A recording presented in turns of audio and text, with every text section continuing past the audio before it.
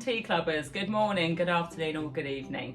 We are sitting here recording in the second week of January. We are roughly 12 weeks away from our 4th year of Mallorca. So we've got some videos coming out to you guys at home that are joining us, or maybe you're just sitting there watching us. So it's going to be all about what our favourite blank is in Mallorca over the years. So basically it's our Mallorca highlights video. So this week we're going to be talking to Mark.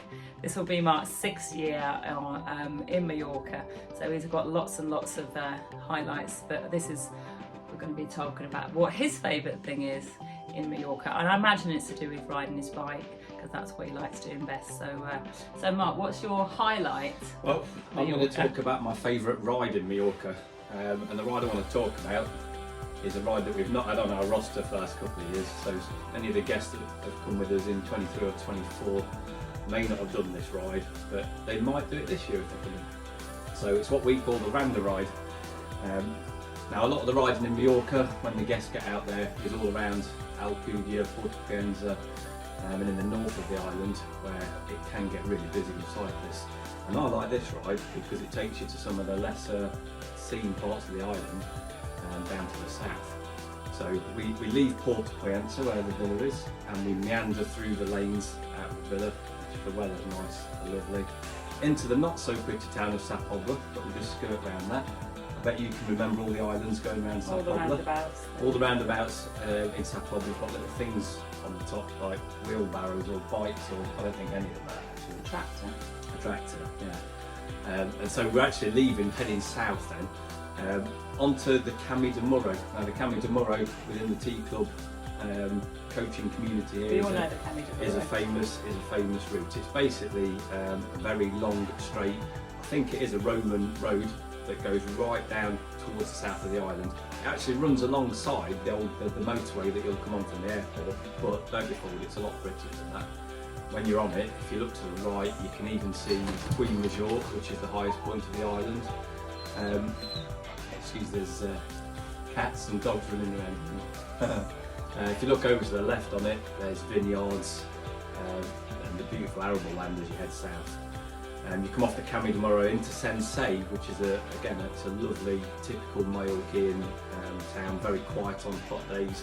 Through that into Algaida, very similar. These towns all look the same, so you need a coach with you, if they do. And from there you come into the old town of Randa. So the old town of Randa sits at the base of what is a 540 metre climb up the Puy de Randa. And that's a twisty sort of hairpin climb, but it's not too taxing. And by this time you're pretty much 30-40 miles down south on the island, I think. Can you remember the climb? Yeah. I'm not sure I can remember every hairpin on it, but it's been 2 years since I've done it, but I've done it a few times. The one thing I was going to say from the start is, on the top of the Puy de Randa, there's a very obvious golf ball. It's a radar station, and you can actually see the top of the Randa climb pretty much from when you leave. As soon as you're on the Camí de Muro, it's in the distance. It just doesn't seem like it's getting any closer. But it's a lovely climb. It is a beautiful climb. And once you get up there, amazing cafe in a monastery. Can you remember what you had at the cafe last? Apple tart, most likely. Yeah, apple tart. Yeah, I think that's probably good. Apple tart. I think we shared a sandwich. Coffee's good there. I think the almond cake's pretty good. But you sit in a square. There's 3 monasteries in Randa, and on the top of the Puy de Randa, and you're above the airport. And if it's a clear day, you can look from the cafe and you can see Palma in the distance, and you can see the planes taking off and landing below you. It's really, a great photo opportunity. Yeah. Photos. Yeah, well in fact we must be able to dig a photo out to attach to this video, I reckon. So beautiful, yeah, stop there. Once you leave the cafe, with cafe legs, you've got a lovely descent back down the climb you came up. That bit is an out and back. You drop down, really scenic, tree-lined descent, pretty twisty in places, pretty technical, but there's some fast bits. And you drop back down into the old town of Randa, and from there, again, it's a really long, fast road that takes you down into Montuidi, which again is a typical inland Mallorquin village. You won't see lots of cyclists on the roads here. It's very much rural Mallorca. From Montuidi to Sineu. Now Sineu is my Achilles heel, so anybody that's been to Seneo on a ride.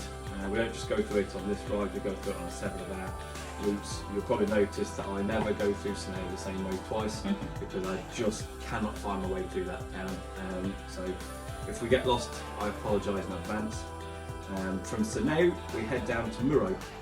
So often we'll have a second cafe stop in Muro. This ride's about 85 miles in total, so it's a pretty fair way. By the time you get back to Muro, you're ready to sit outside the little bakery there. You can have a hot drink, cold drink before you make the final push back to the villa, back to Sa Pobla. Again, you see some more of the different islands as you skirt around the outside of it.